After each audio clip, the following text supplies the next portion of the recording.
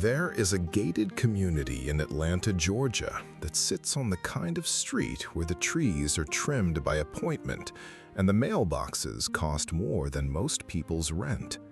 The kind of street where the cars don't have names, they have reputations. And every single morning at exactly 6 a.m., a young man named Marcus Dillard pulled on a gray security uniform, clipped a radio to his belt, and walked to a booth the size of a phone closet to begin his 12-hour shift. His job?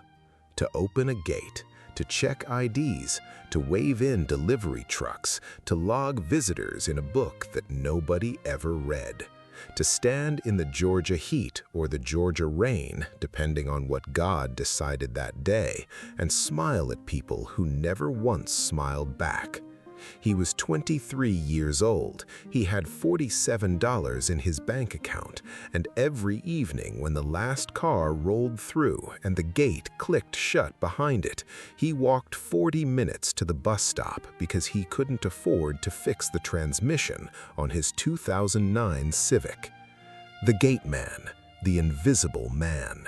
The man whose name the billionaire's daughter had never once asked, even though she had driven past him every single day for 2 years. But here is what nobody in that gated community knew about Marcus Dillard. And here is where this story changes everything. Stay with me. Don't forget to hit the subscribe button and share the story. Marcus grew up in Mechanicsville, one of Atlanta's oldest and most overlooked neighborhoods, the kind of place where the corner stores have bulletproof glass at the register and the basketball courts have more talent than the NBA draft, but zero scouts ever show up. His mother, Brenda, raised him and his younger brother, Devin, alone after their father left when Marcus was 11. Brenda worked 2 jobs, a hospital cafeteria during the day and a hotel laundry facility 3 nights a week. She was never home, but somehow the lights were always on, the refrigerator was never completely empty, and there was always a $5 bill tucked under Marcus's pillow on his birthday. She was the kind of woman who held a family together with her bare hands and never once complained about the weight of it. Marcus graduated high school with a 3.4 GPA and dreams of studying business. He got into Georgia State. He lasted 1 semester before the money ran out. His financial aid didn't cover everything. His mother's income disqualified him from certain grants, and the gap, the brutal, specific gap between what he had and what he needed, swallowed him whole. He dropped out, not because he wasn't smart, not because he didn't want it, because the math didn't work. He picked up the security job through a temp agency, Pinnacle Residential Security, contracted to guard the gates of Whitmore Estates, one of the most exclusive private communities in Buckhead. He told himself it was temporary, 6 months, save money, go back to school. That was 2 years ago. Every morning, Marcus showed up at 6.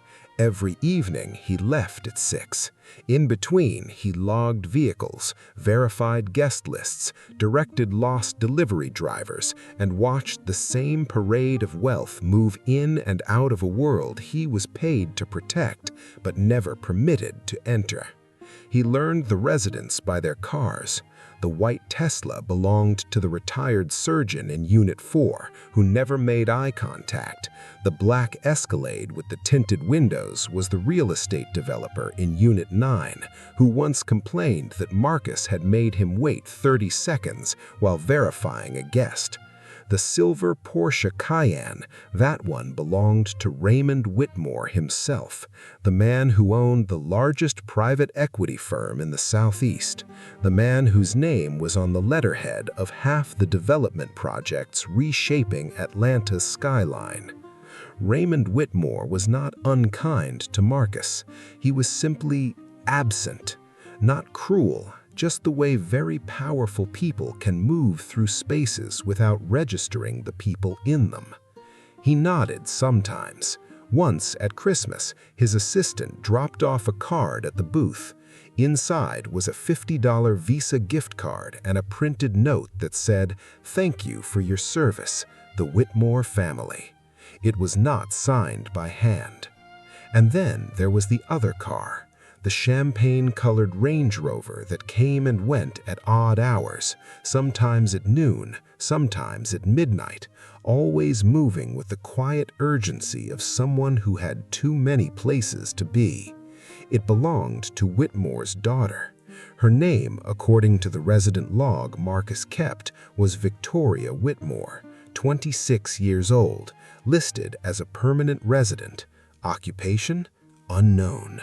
She never stopped, never acknowledged the booth.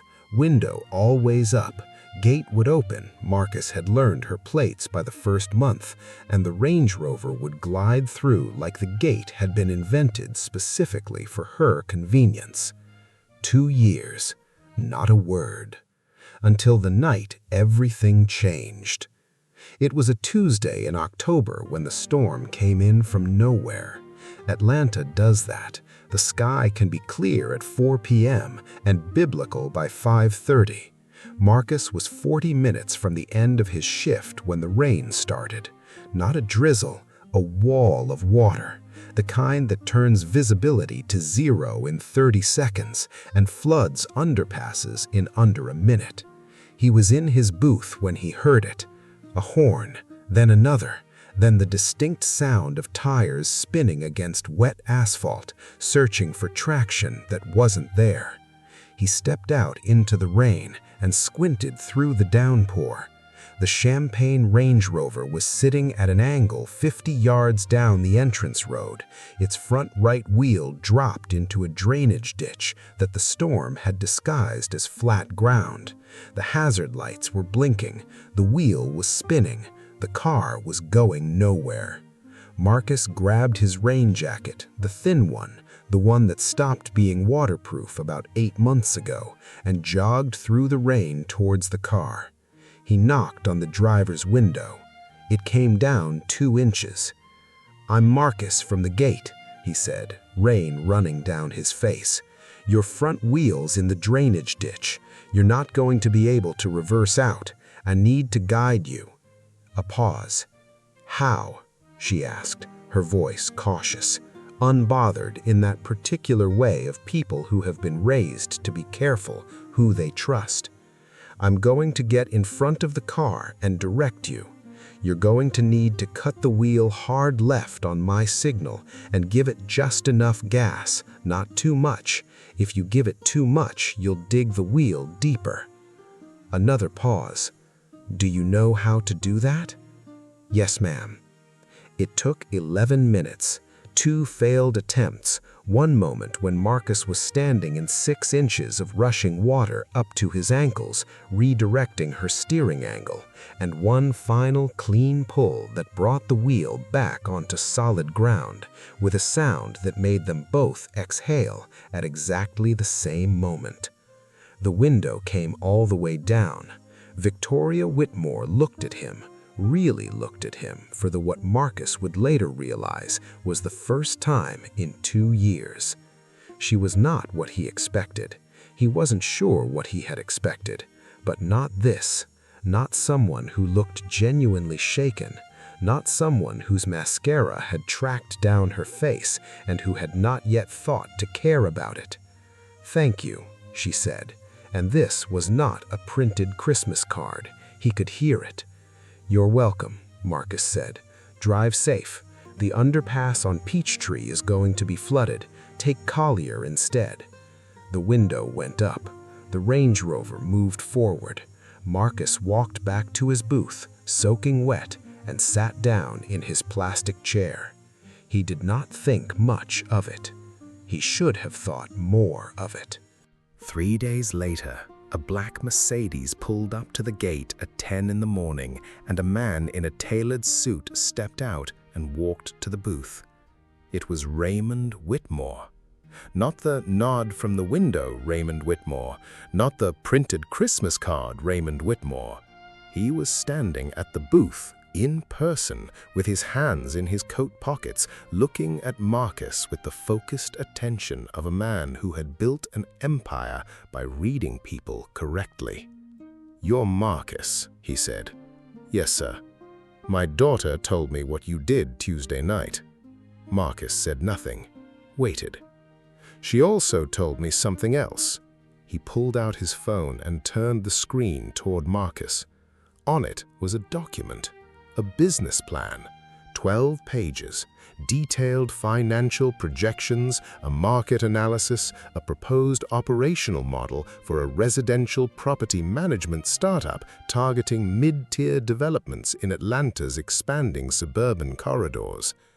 Marcus felt the blood drain from his face, because he recognized that document immediately. It was his.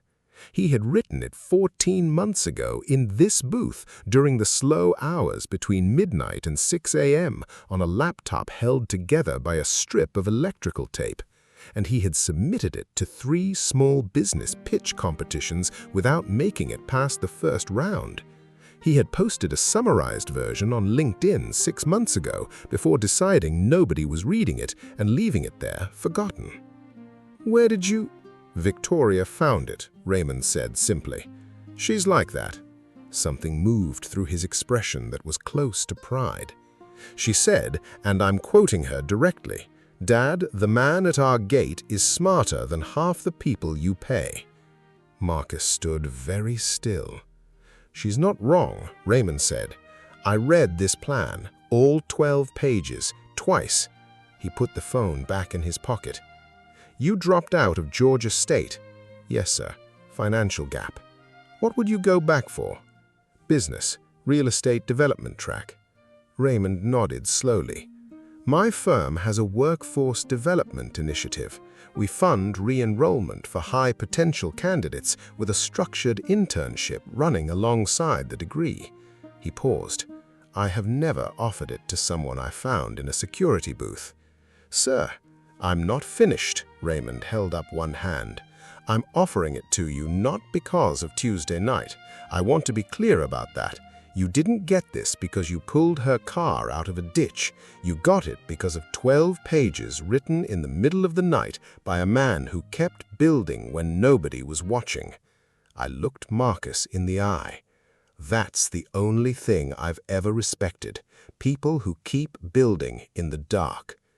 Marcus did not trust his voice for a moment. "When do I start?" he said. Raymond almost smiled. "Monday," he said. "And Marcus, find a better laptop."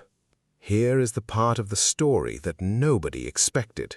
Not Raymond, not the residents of Whitmore Estates, not the temp agency that had placed Marcus in that booth 2 years ago and never once asked how he was doing. Marcus Dillard graduated from Georgia State with honors 3 years later, a degree in business administration with a concentration in real estate development. During his final year, his internship at Whitmore Capital produced a neighborhood revitalization proposal for 3 underserved Atlanta zip codes that was fully adopted, as part of the firm's community development portfolio. The Atlanta Business Chronicle ran a half-page feature on him. The headline called him a rising voice in equitable urban development. He was 27 years old. And Victoria Whitmore, who had driven past an invisible man for 2 years without seeing him, and then one rainy Tuesday night finally looked, had been seeing him clearly ever since. They married on a Saturday in June at a venue that happened to be located, by design, in the Mechanicsville neighborhood where Marcus grew up.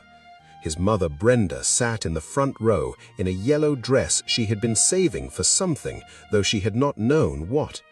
At the reception, someone asked Raymond Whitmore how he felt about his son-in-law. He picked up his glass. "I hired a lot of people in my career," he said. "MBA graduates, Harvard men, people with networks and pedigrees and every advantage in the world." He paused. Marcus had none of that. What he had was a plan written in a security booth at 2 in the morning for a business that didn't exist yet, for a future that hadn't arrived yet, in a life that hadn't changed yet. He looked Marcus in the eye. That's the only thing I've ever respected, people who keep building in the dark. Nobody in the room needed to be told what they were toasting. Here is what I need you to take from this story today. Marcus did not get his life because of one rainy night. He did not get it because he pulled a rich man's daughter out of a ditch and charmed his way into a mansion. That is not this story. He got it because he kept building when nobody was watching, because he wrote a 12-page business plan in the middle of the night shift of a job that had nothing to do with his dream, and he wrote it seriously, completely, like it mattered, even when there was no evidence yet that it would ever matter to anyone but him. Your gate is not your grave, it is your beginning. Drop "the gate is not your grave" in the comments if this story hit you today. Share it with someone who is standing at their gate right now, working a job that doesn't match their dream, building in the dark, waiting for the moment somebody finally looks. Their moment is coming, just like Marcus's did. Suck Chronicles, real stories, real transformation. Subscribe and never miss one.